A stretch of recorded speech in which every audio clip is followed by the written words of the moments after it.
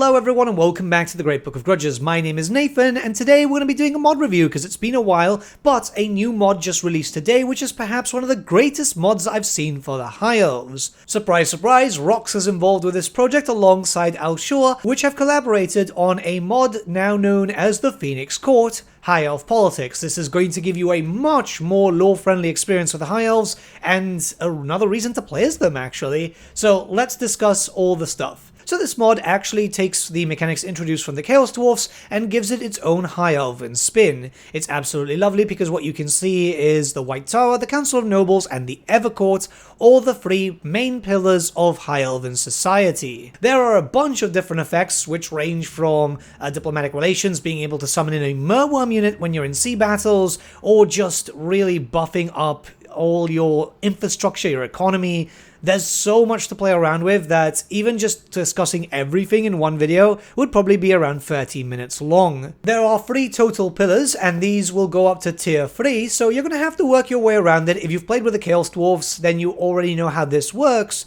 but it gets even better as you start going up and up. Obviously keep in mind that the other High Elf factions will also be taking part in this race, and it's obviously not just going to be the playable factions too, but some of the unplayable ones also, as Ulthuan itself is 10 kingdoms, so all 10 kingdoms are represented. This is going to give you a reason to play as pretty much every single High Elf faction, and even use some modded factions too, as there's a lot of modded factions that you can play with this. We'll talk about that a little bit later. But yeah, all these tiers are quite powerful. You're going to have to work on a new resource, which we'll talk about in a little bit, but the main focus here is playing politics, right? This is something that the High Elves have desperately needed in some form of rework, and it's amazing to see mechanics from other factions being reused and restyled to fit the lore of a different race and faction. And as you can imagine, with a tree like this, you're going to be working towards confederating the other High Elven factions, which will take a lot of grandeur. This is the new resource. However, there's ways to actually make it less. Like, for example, with Naggarith, you'd want to reclaim Dark Elven landmarks and just fight Dark Elves in general. If you're not playing as techless, well, if you just start building your way up through the White Tower pillar, it will also reduce the amount of grandeur that you'll need to actually confederate with the Order of the Lawmasters. So yeah, working exactly the same way, but with a lot more added factions to play around with. It's super cool. It's absolutely massive.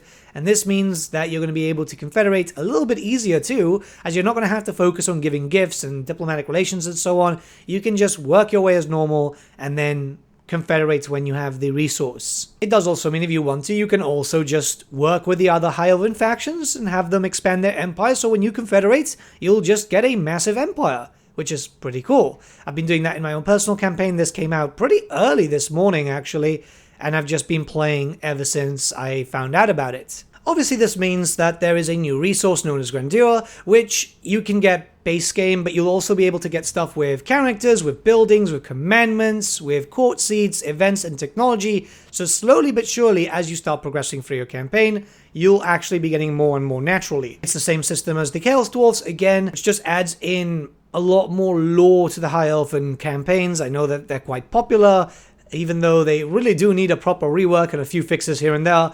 But yeah, this adds in a lot of flavor to it. You can start finding it as you literally start going through your campaign. Certain buildings will be there, and these are core buildings that you'll be picking up, or even just the technology there. So some of them have it, not all of them do. It feels as it was integrated naturally into the campaign with, well, a long campaign in mind, so it definitely feels like that. I'm currently about 70 to 80 turns. Let me check quickly. 85 turns into my standard campaign, and yeah, it is pretty good. It is honestly really fluid. You'll have to keep an eye out for special buildings and landmarks and so on, because those can provide quite a lot of court grandeur, which will allow you to get seats a lot faster, get more benefits, and then be able to pick up a bunch of factions via confederation. Obviously, yes, you do snowball a little bit, but that's kind of expected, the same way that the Chaos Dwarfs do, and pretty much the same way that every faction does anyway. Now, a bunch of your favorite modded factions for the High Elves are also available. That means that they integrate nicely with this mod too. Right now, what you can see is the High Elf Sea Patrol by Kitaf, but you can also use Medusa Zero's Tyrannok mod, the Alarion mod by Alshur, Mixu's Legendary Lords for Shrace.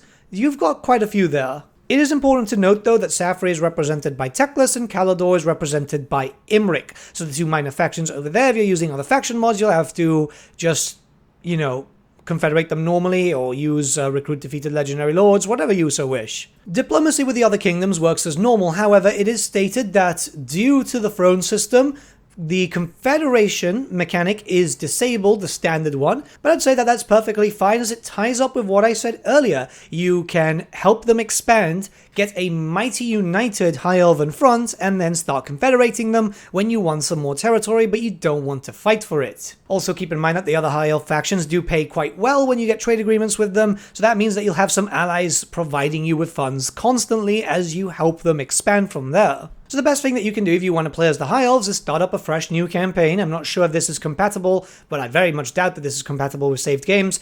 And yeah, have a little bit of fun.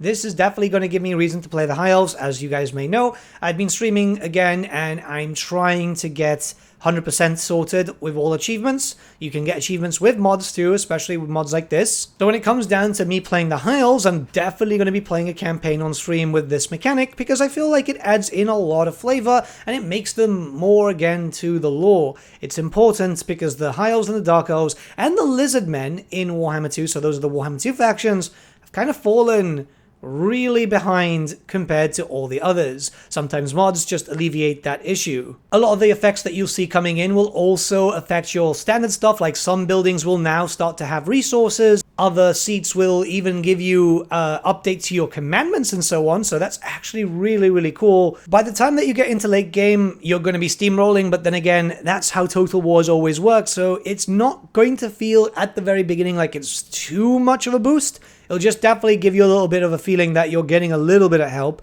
which is needed, because at the very beginning, especially if you're playing as a factional Ulthuan, you're dealing with those Dark Elves, you're dealing with Nakari, and then you're dealing with Noctilus, who for some reason, at least in my campaigns, always goes for Ulthuan, and he can be a pretty big annoyance, especially if you're playing in heavier, well, harder difficulties. Also, it's not just all about you getting bonuses, the other factions will be getting it too, which, like the Chaos Dwarfs, means that they can steal seats from you. It actually happened to me a few times as I was playing, and that's a cool thing. You're fighting for supremacy over all the possible bonuses that you can get. The AI works perfectly fine with it, and again, it shows that mods like this are top tier DLC quality. They take from stuff that we've already got, but make sure that they make it their own. And with a final note, you might have noticed in the Phoenix Court, you might see autumn, winter, the art changes. Yeah, it's kind of like the passage of time. As you start playing turns, it will give you that feeling that stuff is actually moving forward, which is a big problem with Warhammer, Total War Warhammer at the moment. It just feels like we're just kind of locked in time. So it's just an immersive quality of life thing, but it does definitely help. With all that being said, the mod can be found in the description below. I would suggest checking it out, especially if you like the High Elves. It's a pretty cool system. And let me know what you guys think in the comments below. I do apologize for this video coming out a little bit later, but I have woken up and just been playing Total War because of this. So yeah, have a nice day, guys. I'll see you all again very, very soon.